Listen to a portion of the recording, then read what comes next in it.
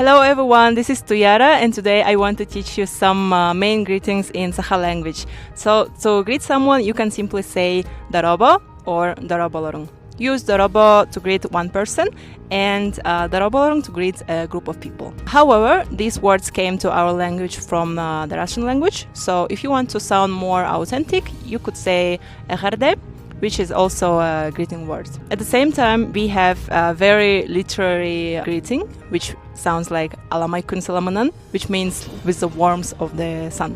So if you want to sound more poetic and expert, you can say Alamaykun Salamanan. In English language, we also have good morning, good day, good evening, and it sounds like Ütö Sarserdanan, Ütö Kuninen, and Ütö Kehenen. The logic is the same.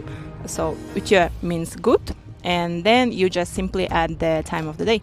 Sarserda, morning, kun, day, and kehe, evening.